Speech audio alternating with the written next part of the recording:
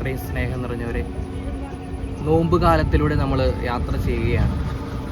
നോമ്പ് കാലഘട്ടത്തിൻ്റെ സമാപന വാരങ്ങളിലേക്ക് നമ്മൾ പ്രവേശിക്കുകയാണ്. ഈ ഒരു നോമ്പ് കാലഘട്ടത്തിൽ നമ്മൾ പലതും വർദ്ധിച്ചുകൊണ്ടിരിക്കുകയാണ്. ഭക്ഷണ പദാർത്ഥങ്ങൾ അല്ലെങ്കിൽ മറ്റു പല സൗകര്യങ്ങളൊക്കെ ഉപേക്ഷിച്ച് നമ്മൾ ക്രിസ്തുവിലേക്ക് കൂടുതൽ അടുക്കുവാനായിട്ട് പരിശ്രമിക്കുന്ന ഒരു കാലഘട്ടമാണ്.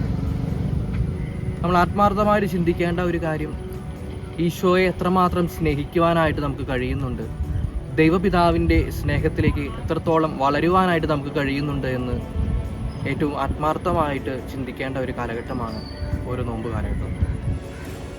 ഗ്രീക്കിൽ 3 പദങ്ങൾ സ്നേഹത്തിന് നൽകാറുണ്ട്.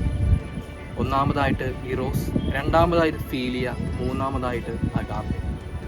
ആദ്യത്തേതായ ഇറോസ് ശാരീരിക സ്നേഹം അല്ലെങ്കിൽ ദമ്പതികൾ തമ്മിലുള്ള സ്നേഹത്തെ ഉദ്ദേശിക്കുന്ന, അതിനെ വ്യക്തമാക്കുന്ന ഒരു പദമാണ്. രണ്ടാമതായിട്ടുള്ള ഫീലിയ സഹോദരങ്ങൾ തമ്മിലുള്ള സ്നേഹത്തെ അന്വർത്ഥമാക്കുന്ന, പ്രകടമാക്കുന്ന ഒരു വാക്കാണ്.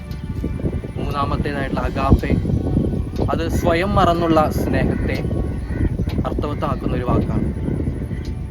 ഈശോയുടെ സ്നേഹം എന്ന് പറയുന്നത് ഈ മൂന്നാമത്തെ സ്നേഹമാണ്, ദൈവപിതാവിൻ്റെ സ്നേഹം.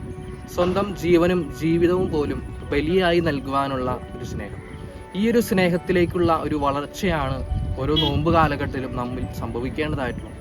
ഈശോയുടെ ആ ഒരു ദിവ്യമായിട്ടുള്ള സ്നേഹത്തിലേക്ക് നമുക്ക് വളരുവാനായിട്ട് ആത്മാർത്ഥമായിട്ട് സാധിക്കുന്നുണ്ടോ എന്ന് ചിന്തിക്കുവാനുള്ള ദിവസങ്ങളാണ് ഈ ഒരു നോമ്പ് കാലഘട്ടം.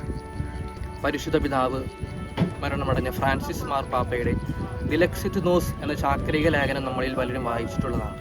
അവിടുന്ന് നമ്മെ സ്നേഹിച്ചു എന്നാണ് ഈ ഒരു ചാക്രിക ലേഖനത്തിൻ്റെ അർത്ഥം. ഇതിൽ 3-ാമത്തെ അധ്യായത്തിൽ ഈശോയുടെ തിരുഹൃദയത്തിൻ്റെ സ്നേഹത്തെ പറ്റിയിട്ടാണ് പറയുന്നത്. നമ്മളെല്ലാവരും കാണുന്നതാണ് ഈശോയുടെ തിരുഹൃദയ രൂപത്തിൽ ഹൃദയം പുറമേ ഇരിക്കുന്നതായിട്ടാണ് ചിത്രങ്ങളിൽ കാണുന്നത്. മനുഷ്യരോടുള്ള സ്നേഹത്തെ പ്രതി ജ്വലിക്കുന്ന ഈശോയുടെ ഹൃദയമാണ് ഇതിന് കാരണമായിട്ട് തീർന്നിട്ടുള്ളത്. നമ്മുടെ എല്ലാം ഹൃദയങ്ങൾ ദൈവത്തെയും മനുഷ്യരെയും സ്നേഹിക്കുവാനായിട്ട് ഉതകുന്ന രീതിയിൽ ആയിട്ടുണ്ടോ എന്ന്, രൂപാന്തരപ്പെട്ടിട്ടുണ്ടോ, പരിവർത്തനം ചെയ്യപ്പെട്ടിട്ടുണ്ടോ എന്ന് ആത്മാർത്ഥമായിട്ട് ചിന്തിക്കുവാനും ധ്യാനിക്കുവാനുള്ള ദിവസങ്ങളാണ് ഈ ഒരു നോമ്പ് കാലഘട്ടം. പ്രകാരം ദൈവപിതാവിൻ്റെ ആ സ്വയം മറന്നുകൊണ്ടുള്ള, സ്വയം സമർപ്പിച്ചുകൊണ്ടുള്ള സമ്പൂർണമായ ആ സ്നേഹത്തിലേക്ക് വളരുവാനായിട്ട് ഈ നോമ്പ് കാലം നമ്മെ സഹായിക്കട്ടെ എന്ന് ആശംസിക്കുന്നു.